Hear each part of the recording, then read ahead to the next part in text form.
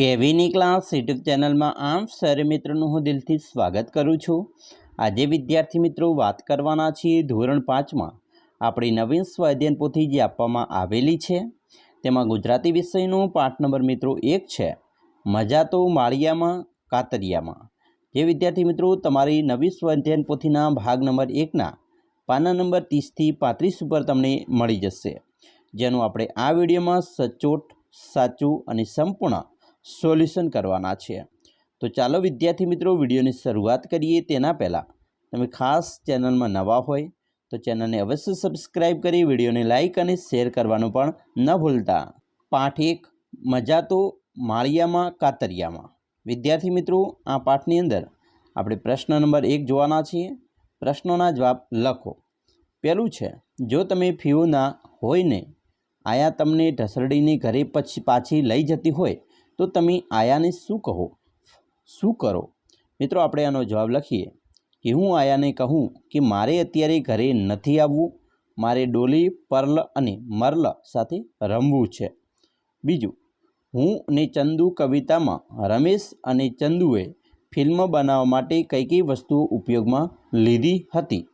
તો જવાબ, ફિલ્મ બનાવવા માટે પપ્પાની ધોતી, દોરી, દાદાના ચશ્માનો કાચ અને ચાદર લીધી હતી। 3, તમે રમતા કે મસ્તી કરતા હોય ને મોટેરા કોઈ તમારા પર ગુસ્સે થયા હોય એવો કોઈ એક પ્રસંગ લખો। તો હું દિવાળીના દિવસે હાથમાં ફટાકડા લઈને ફોડતો હતો ત્યારે મારા પપ્પા મને ખીજાયા હતા। મિત્રો આ જવાબ આ લખો એવું જરૂરી નથી, તમને કોઈ બીજું ખીજાય હોય બરાબર તો એ પ્રસંગ પણ તમે લખી શકો છો। 4, ફિયોના જો રમેશ અને ચંદુની દોસ્ત બની જાય તો એને મજા પડે? તો જવાબ આવશે હા, ફિયોનાને તો રમવાની મજા પડી જાય। એના પછી પ્રશ્ન 2 છે, ફિલ્મ કેવી રીતે બને? વાંચો અને પછી એક શબ્દમાં જવાબ લખો। મિત્રો આ તમારે વાંચવાનો છે ફકરો, અને ફિલ્મ કેવી રીતે બને એનો કમ્પ્લીટ ફકરો વાંચ્યા પછી આપણે એના પ્રશ્નોના જવાબ આપીએ। ચાલો, પ્રશ્ન 1 છે, ફિલ્મ બનાવવામાં સૌથી પહેલી અને મુખ્ય બાબત કઈ છે? તો આપણો જવાબ આવશે એક વાર્તા જોઈએ। બીજું, લેખકે પોતાની વાર્તા સૌથી પહેલાં કોની પાસે લઈને જાય? તો નિર્માતા પાસે જતા હોય છે।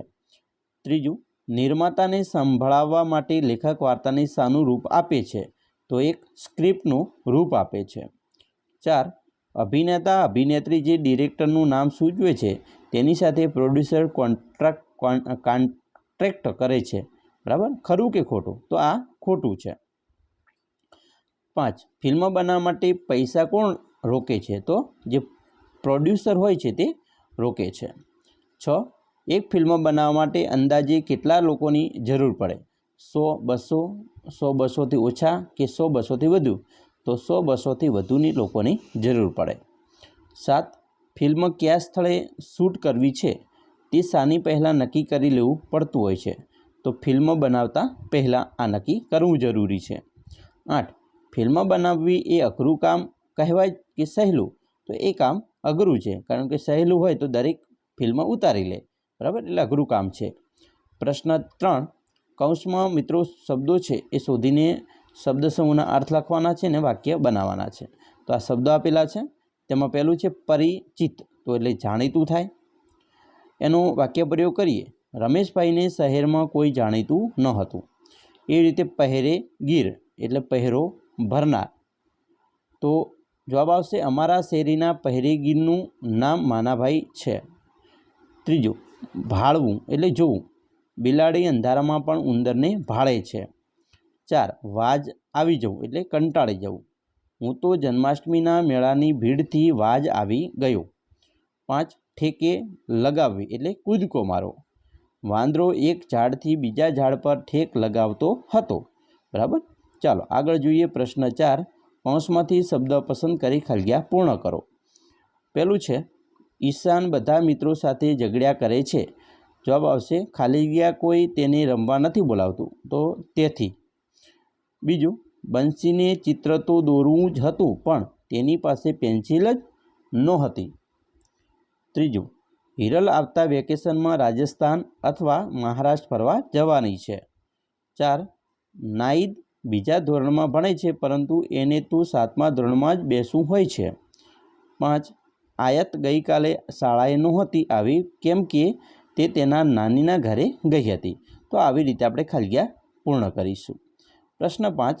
ઘાટા શબ્દોમાંથી ખોટા શબ્દો છે એ ચેકી નાખવાના છે અને સાચો શબ્દ રાખી ફરીથી વાક્ય બનાવવાનું છે. ચાલો, પહેલું છે કિરણ ગઈકાલે વહેલી ઊંઘી ગઈ હતી. તો અહીંયા ઊંઘી ગઈ હતી, ગઈ છે અને જશે એ ચેકી દેવાનું છે. એવી રીતે બીજું, ફરહાન આવતીકાલે નાટક જોશે. જોયું અને જુએ છે ચેકી દેવાનું છે. ત્રીજું, આજથી આપણે રોજ 1 કલાક તો રમત રમીશું જ. બરાબર, આ ચેકી દેવાનું છે. 4. મને દૂધ બહુ ભાવે છે એટલે હું પહેલેથી જ રોજ 1 ગ્લાસ ભરીને દૂધ પીતી છું. બરાબર, પીવું છું એવું આવશે. પીસ અને હતી એ ચેકી દેવાનું હતું. 5. તારી પાસે પેન્સિલ છે હોય તો મને આપ. બરાબર, પેન્સિલ છે હોય તો મને આપ, આવી રીતે આવશે. હતી અને હશે એ ચેકી દઈશું. 6. મારી પાસે એક મસ્ત ફ્રોક હતું પણ ખોવાઈ ગયું. તો અહીંયા છે અને હશે ચેકી દઈશું. પ્રશ્ન 6. જાહેરાત વાંચી પ્રશ્નોના જવાબ લખવાના છે. મિત્રો, આ જાહેરાત છે ધૂમ ધડાકા કરી હાસ્યના ભડાકા ફોડતું નવનકોર ગુજરાતી નાટક બુદ્ધુભાઈની બુદ્ધિ, અને એનું સ્થળ છે ડાકોરભાઈ શાહી હોલ, ધોળાવડ, જગતનગર. સમયગાળો છે 24/1/23 થી 26/1/23 સુધી, અને સમય છે 12 બરાબર 14 એટલે કે 2 વાગ્યા સુધીનો, અને 16 એટલે કે 4 વાગ્યાથી 18 6 વાગ્યા સુધી છે. લેખક દિગ્દર્શક છે મિત્રો બુદ્ધેશભાઈ છે, એના અભિનેતા છે બુદ્ધાભાઈ. પછી जैसे दाने दाने पे लिखा है खाने वाले का नाम, वैसे टिकट टिकट पे लिखा है हंसने वाले का नाम. તો આજે જ ટિકિટ બુક કરાવો, આવું એક વાક્ય લખેલું છે. ચાલો, હવે આપણે પ્રશ્નના જવાબ જોઈએ. પહેલું છે આ શાની જાહેરાત છે? તો આ ગુજરાતી નાટકની જાહેરાત છે. 2. નાટકનું નામ શું છે? તો નાટકનું નામ છે બુદ્ધુભાઈની બુદ્ધિ. 3. નાટક કઈ જગ્યાએ ભજવાશે? તો નાટક ડાકોરભાઈ શાહી હોલ, ધોળાવડ, જગતનગર ખાતે ભજવાશે. 4. આ નાટક જોયા પછી લોકોને હસવું આવશે કે રડવું, તમને કેવી રીતે ખબર પડે? તો મિત્રો, આ નાટક જોયા પછી લોકોને હસવું આવશે. તે જાહેરાતમાં લખેલી લાઈનો પરથી જ ખબર પડી છે. 5. ધોળાવડમાં નાટકના શોનું આયોજન કુલ કેટલા દિવસ માટે કરવામાં આવ્યું છે? તો 3 દિવસ માટે કરવામાં આવ્યું છે. 6. ધોળાવડમાં દરરોજ નાટકના કુલ કેટલા શો કરવામાં આવશે? તો 2 શો કરવામાં આવશે. 7. નાટકમાં બુદ્ધુભાઈ કોણ બનવાનું છે? બુદ્ધુભાઈ કે બુદ્ધાભાઈ? તો નાટકમાં બુદ્ધાભાઈ બનવાના છે. હવે પ્રશ્ન 7માં તમારી શાળામાં યોજાનાર સાંસ્કૃતિક કાર્યક્રમ માટે જાહેરાત તૈયાર કરવાની છે. મિત્રો, અહીંયા તમારે આ રીતે લખવાનું છે સ્વાતંત્ર્ય દિનની ઉજવણી નિમિત્તે સાંસ્કૃતિક કાર્યક્રમ. સ્થળ તો તમારી શાળાનું નામ લખવાનું છે, આ શાળાનું નામ લખવું નહીં. બરાબર. સમયગાળો તો 15 તારીખે આપણે મિત્રો સ્વાતંત્ર્ય દિન ઉજવીએ છીએ, તો તારીખ આજ લખી દેવાની છે. સમય તો અહીંયા મિત્રો સમય તમારે આ લખો તો પણ ચાલે, 8 થી 12. આયોજક તો આયોજક તમારા આચાર્ય હોય એનું નામ લખી શકો છો. અતિથિ તો તમારે કોઈ અતિથિ આવવાનું હોય, ધારાસભ્ય હોય કે કોઈ ગામના એસએમસી સભ્ય હોય, ગામના સરપંચ હોય, તો એનું નામ પણ લખી શકો છો. અને આ લખવાનું છે કે 77માં સ્વાતંત્ર્ય દિનની આપ તથા આપના પરિવારને હાર્દિક શુભકામના. આ રીતે જાહેરાત બનાવવાની છે. ચાલો આગળ જોઈએ. પ્રશ્ન 8. તમારા ઘરના સભ્યોને બિચારી ફિયોના વાર્તા કહો અને પછી તેમને આ પ્રશ્નો પૂછો. તેમણે આપેલા જવાબ અહીં નોંધવાના છે. ચાલો આપણે હવે વાર્તા જે કહેલી હોય એના પ્રશ્નના જવાબ ઘરના લોકો પાસેથી મેળવીએ. તો પહેલું છે ફિયોના આ રીતે ઘરમાંથી બહાર કેમ નીકળી ગઈ હશે? તો જવાબ આવશે કે ફિયોનાને ઘરનું રૂઢિચુસ્ત વાતાવરણ ગમતું ન હતું, તેથી બહાર નીકળી ગઈ. બીજું, ફિયોનાએ આ રીતે જવું જોઈએ કે નહીં? કેમ? ભાઈ ના જવું જોઈએ. કેમ? તો કે ભાઈ ઘણી વખત આપણે ખોવાઈ જઈએ છીએ તેથી. 3.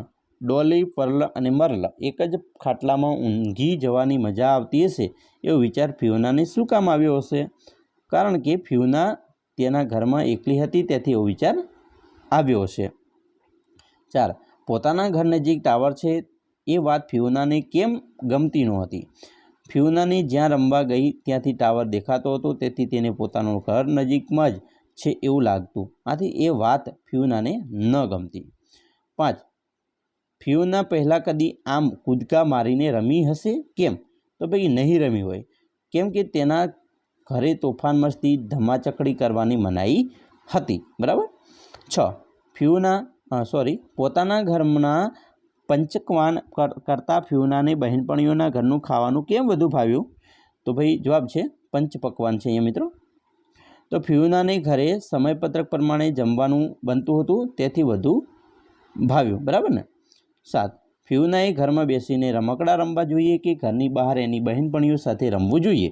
તો કે ભાઈ ફિયોનાએ ઘરની બહાર એની બહેનપણીઓ સાથે રમવું જોઈએ. એવું જરૂરી નથી કે છોકરાઓને ઘરમાં જ પૂરીને રમકડા સાથે રમાડવા. એમના સાથી મિત્રો સાથે પણ રમવા આપીએ તો એમને પણ મિત્રો સારી રીતે એમનું સાથે વાતચીત કરી શકે અને એમનો બુદ્ધિનો વિકાસ પણ થઈ શકે. બરાબર. તો ચાલો આપણે આ વાત કરી વિદ્યાર્થી મિત્રો તમારા પાઠ નંબર જે 1 છે, બરાબર, મજા તો માળિયામાં કાતરિયામાં, તેનું સંપૂર્ણ સોલ્યુશન જોયું. આ વિડીયો તમને ખૂબ જ ઉપયોગી નીવડશે. વિદ્યાર્થી મિત્રો ખાસ કરીને તમે નવા હોય ચેનલમાં તો ચેનલને અવશ્ય સબસ્ક્રાઈબ કરી વિડીયોને લાઇક અને શેર કરવાનું પણ ન ભૂલતા.